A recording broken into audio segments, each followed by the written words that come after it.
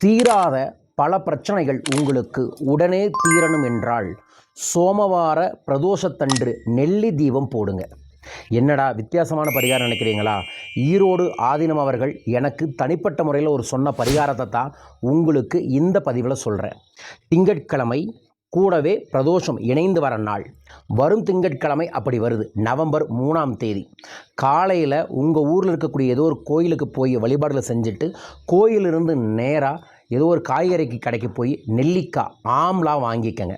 எவ்வளோ வாங்கணும்னா 6 வாங்கிக்கணும். அந்த 6 ஆம்லாவை வீட்டில் கொண்டு வந்து வைக்கணும். வச்சதுக்கப்புறம் கையில் இப்படி வச்சு ஓம் சிவசிவ ஓம் என்று 16 முறை சொல்லி பூஜைகளை வச்சுருங்க. பிரதோஷ நேரமான 4 மணிலிருந்து 6 மணிக்குள்ளே அந்த நெல்லிக்காயை சரிபாதியாக கட் பண்ணி அந்த விதையை எடுத்துட்டு அதுக்குள்ளே நெய் விட்டு ஒரு சிறு திரியை வச்சு தீபம் போடணும். ஒரு தட்டில் 6ஐயும் கட் பண்ணி 12 தீபமாக வச்சு அதற்கு கீழே பச்சரிசியை பரப்பணும். அதற்கு மேலே நெல்லிக்காயை வச்சு தீபம் ஏற்றி ஓம் நம சிவாய் ஓம் நம சிவாய என்கின்ற 5 எழுத்து மந்திரத்தை நெஞ்செழுத்தி 52 முறை சொல்லணும்.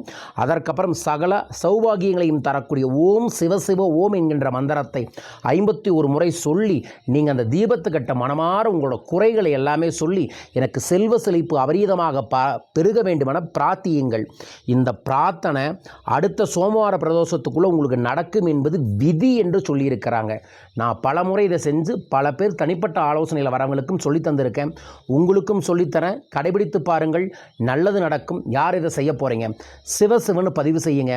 ஆதி கைலாசத்திலிருந்து இந்த பதிவு உங்களுக்காக. வரும் நவம்பர் 9ஆம் தேதி நான் மலேசியா வர இருக்கின்றேன். மலேசியா அன்பர்களும் நண்பர்களும் கீழே இருக்கக்கூடிய வாட்ஸ்அப் நம்பரில் தொடர்பு கொள்ளுங்கள். வாழ்க.